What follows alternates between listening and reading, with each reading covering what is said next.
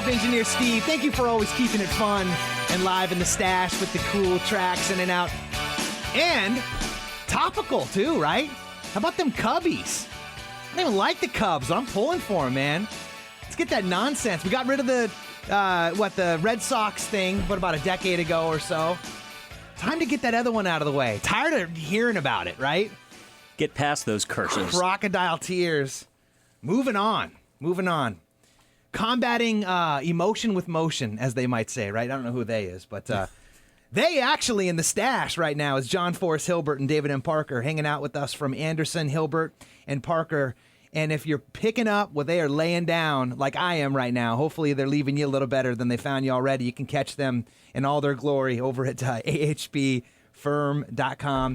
Now, gang, I know one of the things that you might say could be a roadblock for a lot of people who maybe even listening right now for the first time, saying, hey, those guys sound cool. They sound a little different. They don't sound like the old stoics that, you kind of put around that picture of real estate attorneys. And I actually have a need right now. I got something I want to talk to one of those guys about. The uncertainty is kind of the thing, right? It's like the resistance point. Let's maybe start with there. So, for example, like how would somebody approach you, and what kind of things should they maybe think about if they're in a situation where they might be like litigating? Well, the important thing I think to remember about litigation is when you're starting it, try to figure out what's important to you. Where do you want to go? And the well-formed outcome. Right? That's right. And how much is it going to cost? Because if there's anything that the truth of litigation is that it's a slow process, it's a long process, and it can be very expensive if you take it all the way through. So what we try to do is to help people to get to a quick, efficient resolution. But the system is not truly designed to do that if you're going to actually litigate. Yeah. Slow, long, and expensive. Yes. Right, which I think is one of the reasons why you could imagine there's so much uncertainty about the process, right? So Dave, what do you guys do maybe to help mitigate that uncertainty or resistance point to address it? Sure. We are problem solvers. We try and work on what the earliest exit point is and how we get there in terms of the framework of the law and the information that we need to get there. It's important to know that upwards of 90% of all cases settle. So most cases don't go the distance to trial. So what we do, and what we do pretty effectively, whether it's a small case or whether we're litigating against one of the larger firms, is we get you to the earliest out that we can and the most cost-effective out. And we're a boutique firm, not a huge firm with a lot of overhead, so we are much more nimble and able to navigate. I like that thought. Yeah, that's good. If you have a question for these guys, you can go over to our Twitter handle at Follow the Stash, and you can actually tweet it live right now because we're streaming this over in the Meerkat Live app. So when you talk about cost, give me a little bit more consciousness around that. So does it cost to come talk to you guys? Like, how does that work? Generally, the initial consultation is at no cost to anybody. And then it depends on how the dispute comes to us. Okay. A lot of times what we spend our time doing is trying to help people avoid needing our services for a lawsuit. So if people realize a problem early and come to us in a posture where you got a problem and you're in a negotiation phase, very often we can reach a solution fairly cost effectively through negotiation and letter writing, and we'll try to avoid litigation. If you're in litigation or litigation is unavoidable, then the cost is driven by a number of things. How reasonable the parties are, how difficult the problem is to solve, whether or not the law is very clear about the problem that you're having. Back to the gray concept. Exactly. Yep. And how much money is at stake. It can also drive, and other things like, is there insurance money or other sources? Are there resources? Or if it's a boundary dispute, can we just simply swap property one for the other and make this go away? Do a boundary line adjustment as opposed to litigating who's on whose property and get off. Yeah, I love that frame too. That concept of being problem solvers. Like one thing that comes up quite a bit in our industry of helping folks get into and out of homes is like either like lien priority disputes or mechanics liens and stuff like that. You guys have any experience dealing with those? Oh, yes. We did fully 60% of our practice was mechanics lien litigation after the crash, the recent crash. Now, those cases have worked themselves through the system, but we've done a lot of mechanics lien type of litigation and are fully aware of the laws in that area. What's the one thing that you want to maybe, so if they're catching you right now, they get like a little secret tip in that situation. Like, so in dealing with those so much, as you said, maybe 60% of your business and a big lump of stuff going through the whole crisis, like what was the main theme that you noticed through the mechanics lien game? Well, we did, its priority is the priority of the mechanics lien, because in the mechanics lien area, the carpet layers mechanics lien relates back to the guy that first did the demolition. And so in terms of priority over existing liens, construction liens, other types of loans, that was a huge issue for us in the context that we dealt with it. One of the most important things to figure out is who turned over the first spade of earth, and when that happened in relation to when the money, when the loan funded and a deed of trust was recorded, because that's where a lot of the priority disputes live.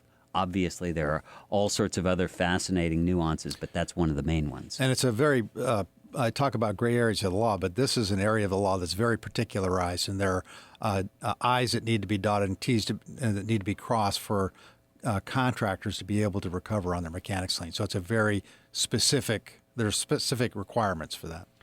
Yeah, and I can imagine that kind of ties back into what you were saying earlier about creating the narrative, right? Because every good narrative has a chronology. You know, unless you're Quentin Tarantino, I guess, you know, then his job is to mix it all up. But for the rest of us out here, I mean, that's a big part of finding themselves in the story, right? Absolutely. So they can determine who was right and who was wrong. So what about like lien priority disputes? Well, again, lien, we do a lot of those as well, and they come up in the fraud cause areas. They come up in where liens are not paid off, and you buy a piece of property and there's an existing lien, it's not paid off.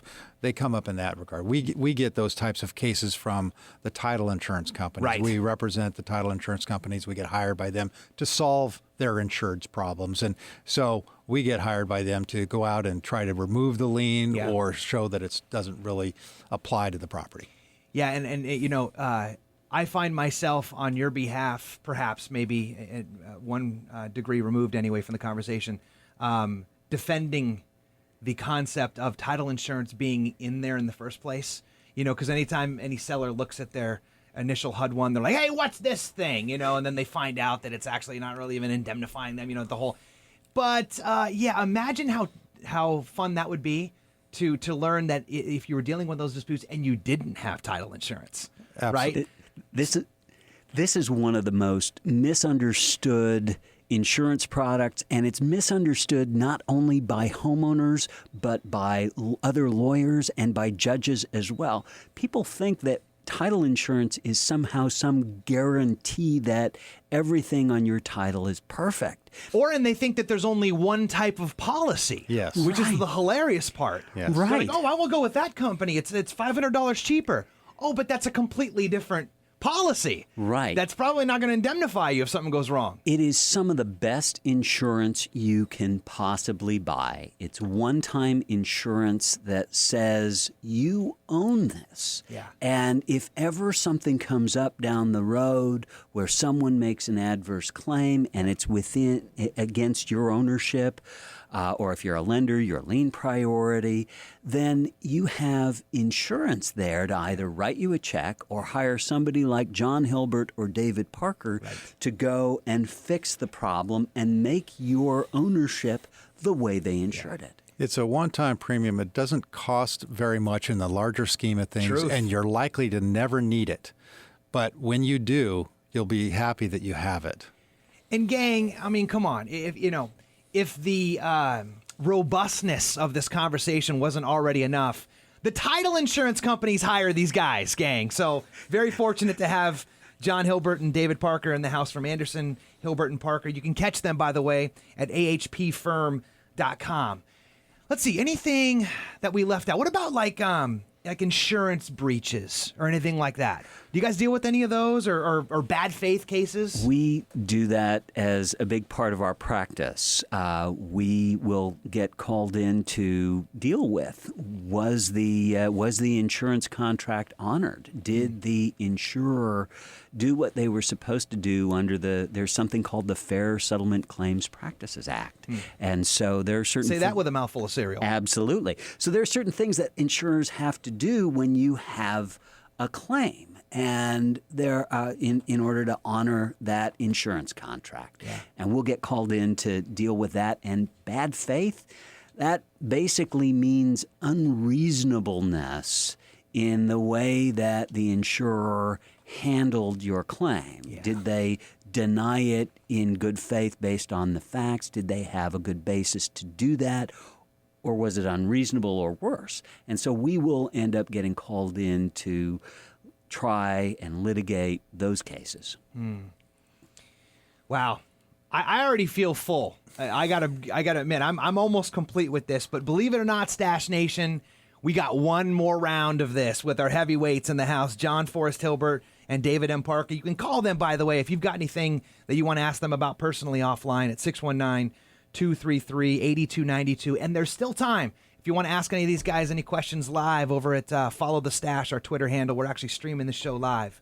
So coming up, gang, Real Talk Radio San Diego, ESPN Radio 1700. Got you locked in between the 10 and noon hours every Tuesday.